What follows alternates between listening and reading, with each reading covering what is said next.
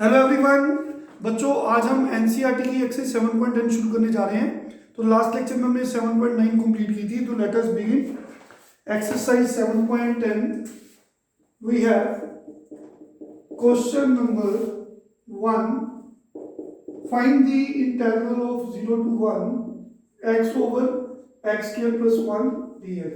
तो सिंपली हमें same method से ही करना है जैसे हमने पिछले सभी क्वेश्चंस किए हैं। इंटीग्रल को आई से डिनोट किया।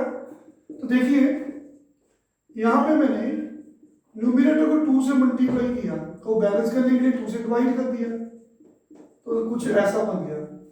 तो देखिए numerator is exact derivative of denominator, ये टाइप बन गई ना। ऊपर डेरिवेटिव है, नीचे फंक्शन है, तो इसका इंटीग्रल क्या होगा? लॉग डिनोमिनेटर का। तो ये हम प्रूव कर चुके हैं। तो देखिए इस क्वेश्चन में इसका डेरिवेटिव ऊपर बन गया है, तो इसका आंसर क्या आएगा? देखिए 1/2 एज इट इज। तो इसका आंसर है लॉग नीचे वाले का, क्योंकि x स्क्वायर प्लस 1 का डेरिवेटिव 2x है। तो answer is log denominator with in the mode.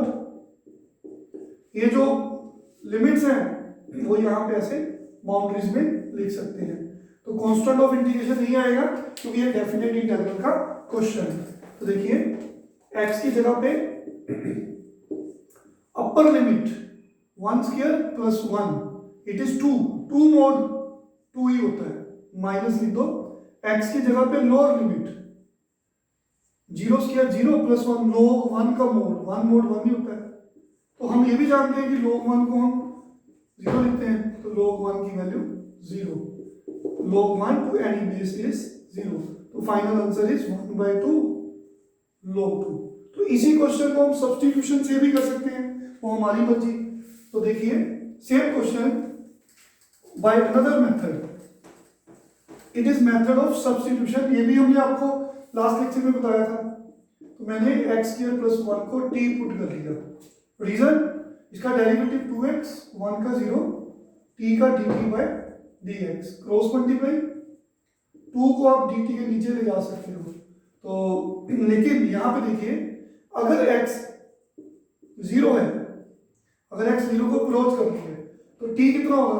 अगर x 0 है तो t की वैल्यू कितनी होगी? 0 स्क्वायर प्लस 1, x को 0, ये dx मतलब x की वैल्यूज, ये x की वैल्यूज है, x की वैल्यू 0।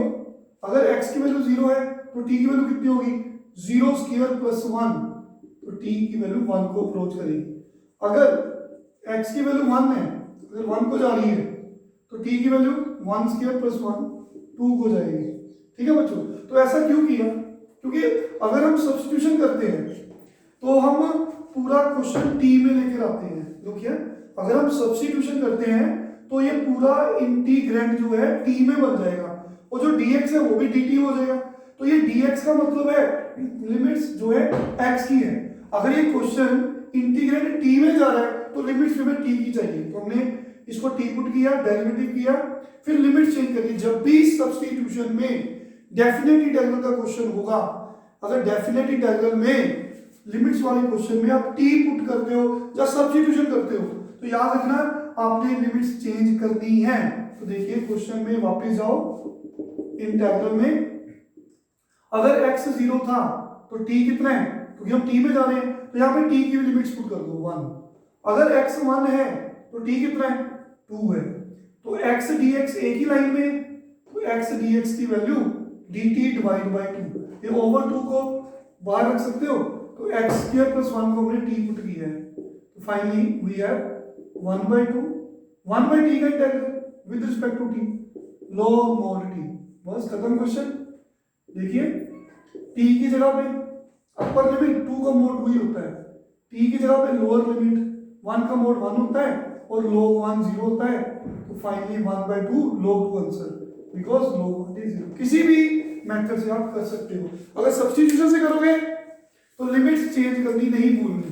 तो question number 2 exercise 7.10, question number 2, find the integral of 0 to π/2 under root sine phi multiply cos raised to power 5 phi d phi। Important question है।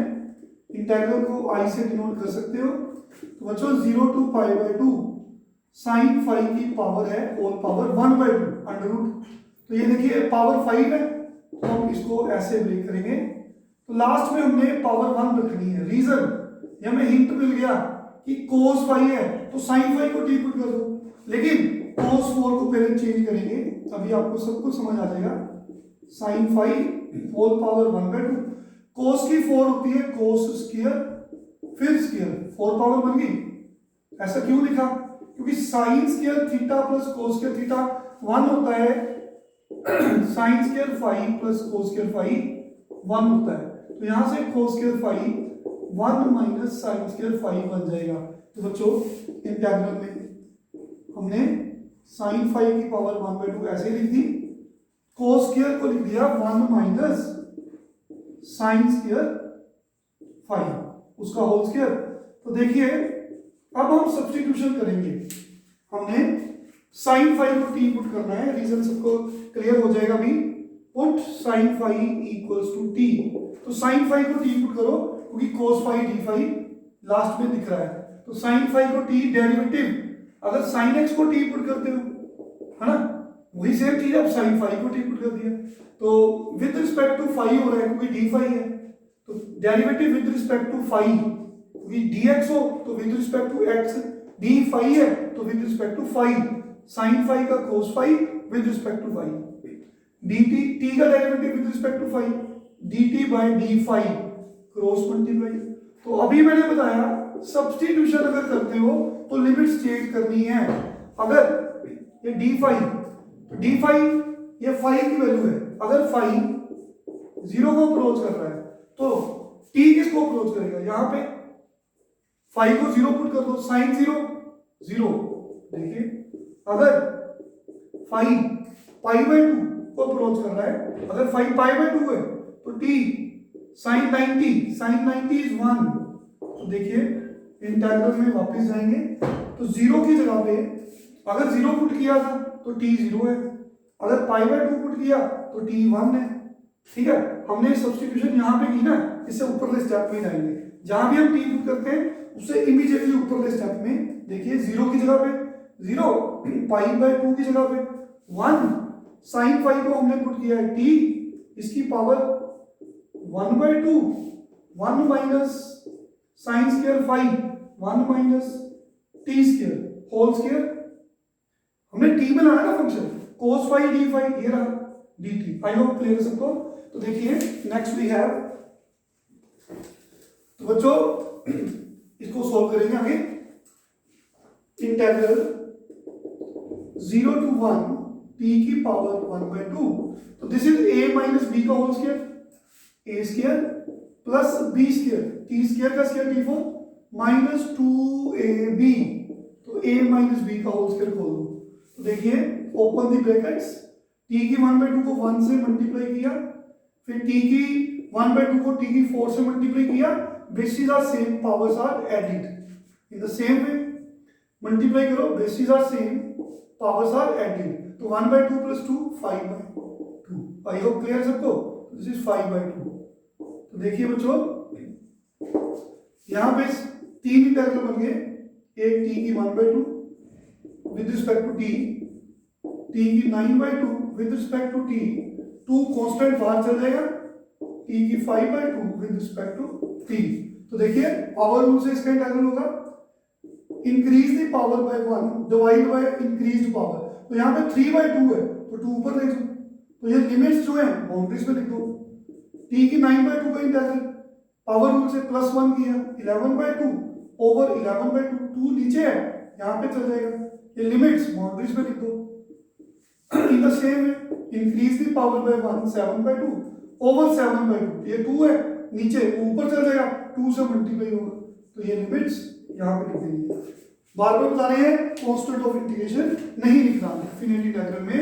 Limits वाले question में constant of integration नहीं आता definite integral में, इसकी fixed value आती है। तो 2/3 देखो बच्चों 2/3 कांस्टेंट बाहर चल गया तो t की पावर 3/2 ऐसे लिख सकते हैं 0 to 1। 2/11 बाहर रख लो, t की 11/2 0 to 1, 4/7, हाँ जी। तो कितना आ गया, टी की कैलकुलेशन साथ साथ चेक करना, कहीं आपको लगे तो करेक्ट कर लेना। 2/3, तो अपर लिमिट माइनस टी की जगह पे अपर लिमिट, माइनस टी की जगह पे lower limit. In the same way T की जगह पे अपर लिमिट, माइनस टी की जगह पे लोअर लिमिट 11/2 है ना। तो इन द सेम वे 1 की पावर 7/2, 0 की पावर 7/2। तो फाइनल 1 की पावर जितनी मर्जी हो 1 ही होती है बच्चों, तो 0 की पावर जितनी मर्जी 0, 2/11 1 - 0, 4/7 1 - 0। फाइनल कितना आंसर आ गया, देखिए आंसर कितना आ गया, 2/3 into 1, 2/3 प्लस 2/11 माइनस 4/7। तो एलसीएम ले लेंगे, तो एलसीएम कितना आ गया, 3, 11 और 7 का, सारे ही प्राइम नंबर्स हैं, तीनों को मल्टीप्लाई कर दो, 33 into 7, 231 एलसीएम आ गया, ठीक है।